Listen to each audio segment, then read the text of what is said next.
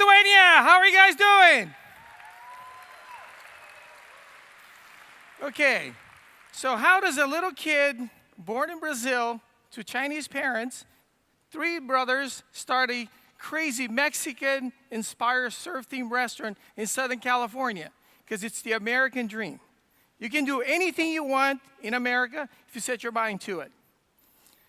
Okay, if you follow baseball, okay, we'll talk about our network. This is one of my really close friends, Tim Salmon, one of the most beloved Angels baseball player of all times. He currently is the broadcaster.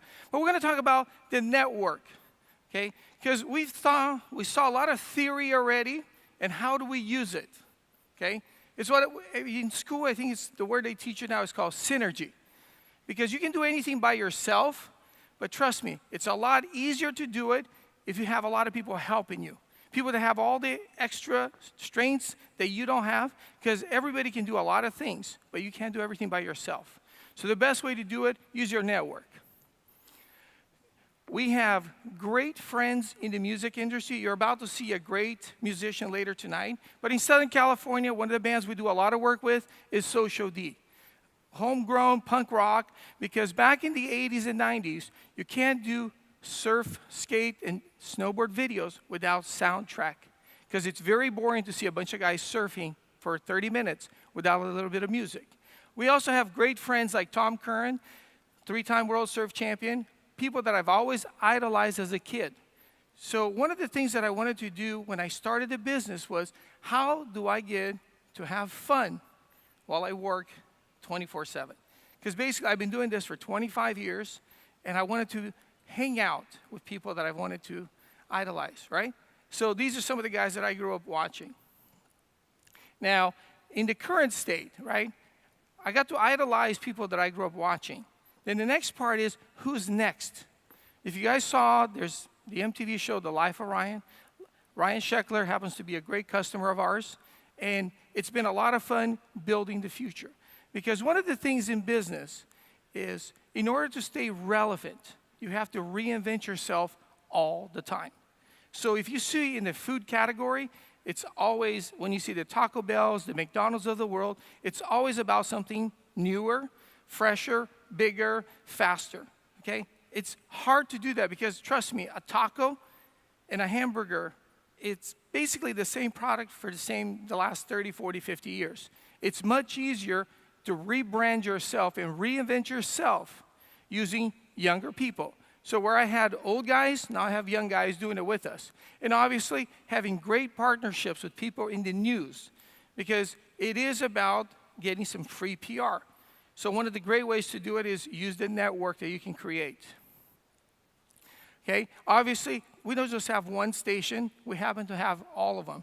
Because in your network, because I happen to be Asian, which I never realized until I looked in the mirror, that I think I'm a Brazilian because that's where I grew up, but both of my parents are Chinese.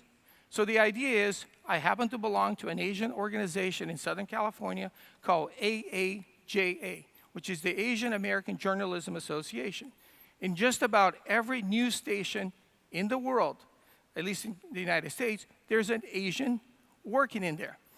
So Ted Chan works on NBC, Frank Buckley works on Channel 5. Now, these are some of the other fun people. We got obviously the most beloved, skater of all times, who's now doing commentating, Tony Hawk. Part of the reason I got invited here is Kelly Smith, who's a great friend of ours. She runs the Center for Living Peace, and she's a great supporter of the Virgin Unite Foundation, which is Richard Branson, which is how we ended up on Necker Island earlier this year, which is where we met Vadas, which got us all the way over here. Then you can't just do what I call alternative sports, action sports. You got to get yourself involved with major league sports, the NFL, football, Major League Baseball, NBA. So just so happens that Southern California is currently, in the last 10 years, a really hotbed for quarterbacks. They all went to a university in Southern California called USC, and we started out with Carson Palmer. Then we have Matt Leinart. Then we got Mark Sanchez, and who's currently playing for the New York Jets. And most recently, we got Matt Barkley, who is playing for, I think, somebody on the East Coast. Now, this is a great little deal, too. When we talk about brands from Southern California, I'm sure you guys have there's lots of shoe companies, but one of the oldest happens to be Vans tennis shoes. The guy in the little shoe there, it's actually a golf cart that it's set up so you can drive around the parking lot for promotions. That's Steve Van Doren. His family started Vans about 30, 40 years ago. And this is right after he got nominated for a Lifetime Achievement Award. It was an awesome deal, and they're currently, this summer, they'll be the title sponsor of the U.S. Open of Surfing. So again, if I went on my own to go try to sponsor the U.S. Open, I probably have to spend at least $50,000 of my own dollar and probably get about this much notoriety. By teaming up with Vans, who's spending millions of dollars, I'll get to do a lot more for a lot less. Because again, using the synergy and the brand partnerships. So while I'm here, Steve's team is checking out our taco truck and seeing how we're going to fit and how to use it during the U.S. Open to promote their event. Now, you saw part of the commercial during the little slide, the video presentation part. It's Ford decided that they wanted to feature local business owners in Southern California to endorse their new Ford Transit Connect. So to date, literally 2 years ago, a week ago, they invited me to be one of their spokesmen. And I volunteered. And at the time, which I'm still part of the Toyota race team, because you saw the other race truck that we have, and they said, how would you like to be in one of our commercials? I said, great idea. The commercial was so successful that it's still running 2 years later. Imagine, I'm a restaurant owner, and I'm basically the face for Ford in Southern California. So when you see the news during, whatever part of the day, the one guy you see driving the Ford is me. They were supposed to use multiple other drivers, but they thought it's a cool brand, that what we do. It's action sports. They wanted to show a business that actually used the vehicle. If you see the commercial, you guys can Google it online, Ford Transit Connect, Wahoo's Fish Taco. There's a 30-second version and a 60-second version. And it's been running. I thought it would run for a month or two, and they'd be done and get somebody else to do it. But they have sold, I don't even know how many cars, and they've used it in the car show in LA as well. And the last I heard, they also use the same vehicle in the Detroit Auto Show. Now, it's not just about the fun stuff. This is actually one of the things that we talked about, Mark mentioned, and somebody else also, in terms of giving back. It's part of the culture. It's not something new to us, social responsibility. It's just something that we've always done since I started in business 25 years ago. Because I played water polo in high school. And one of the things in America that's happened is sports and every other program that isn't what I call important to the school, whoever decides what's important or not, they get their budget cut. So I thought maybe I should help out the water polo program. Years later, it's turned into all the other things. So we happened to run the 5K, which is part of the Orange County Marathon. That was literally a month ago, and it was the largest 5K during the event in Southern California. As you can see, that is us at the beginning of the race. I get to blow the little horn. It's a lot of fun. And there's our little mascot right before the race.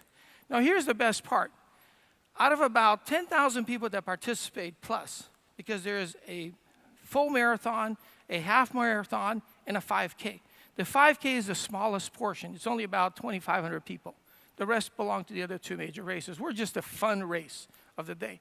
But what happens here, you can see, is we put together the village, right? Again, using the synergy approach. We team up with all of our friends. We create the stage. We create all the fun stuff at the end of the race.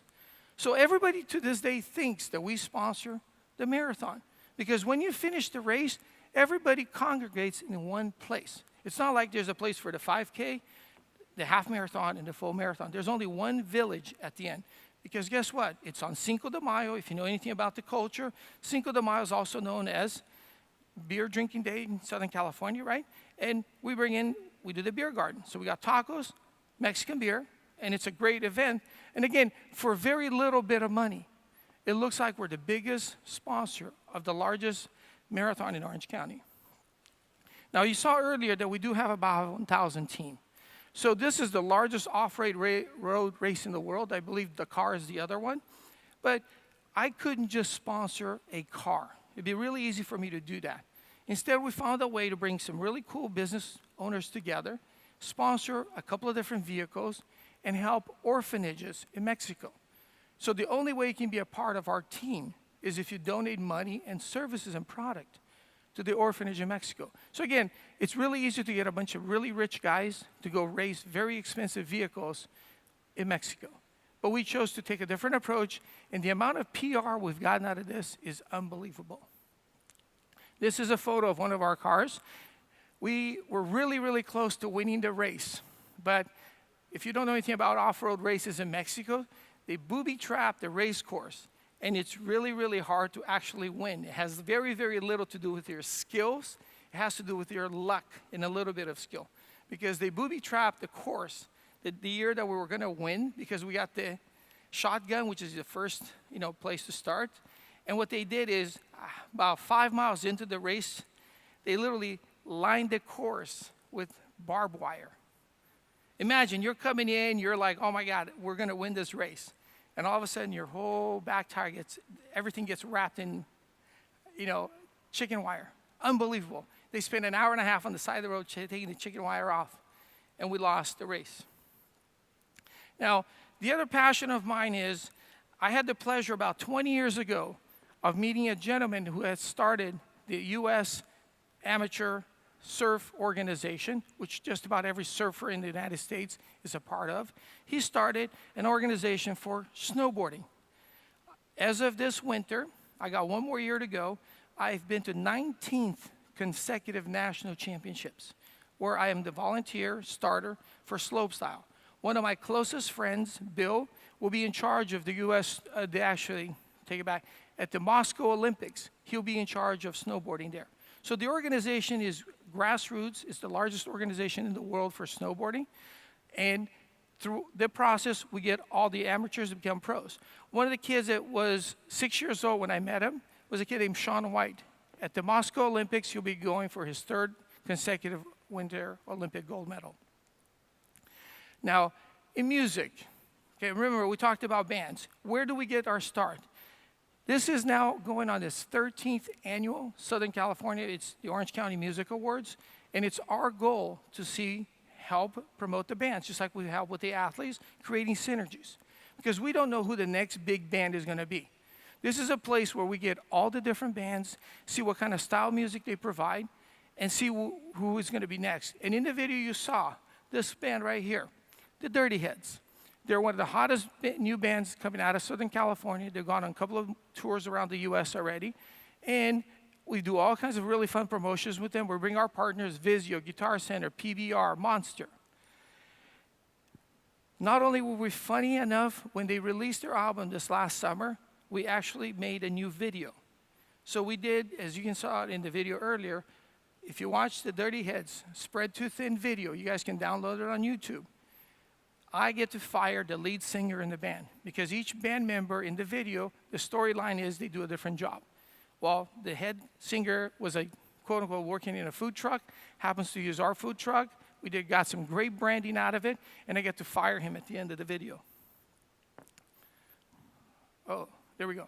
There's our record release party last summer. Unbelievable. Again, I can't tell you how much money we saved by partnering up with them and not having to pay the radio station.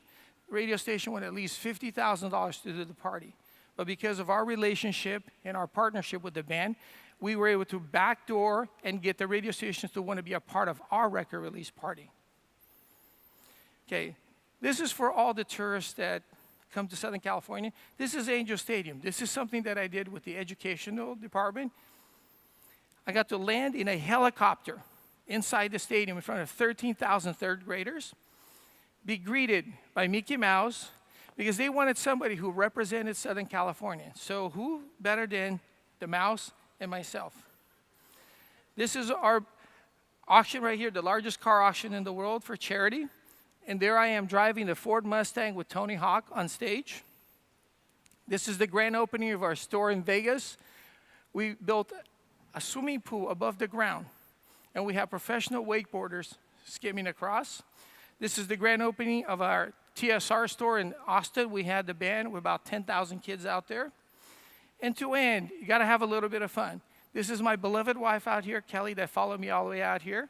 And at the end of one of our really cool events, and there's Shaun White. Besides snowboarding, he's one of the greatest skateboarders on the planet. So that's how you do it. So thank you.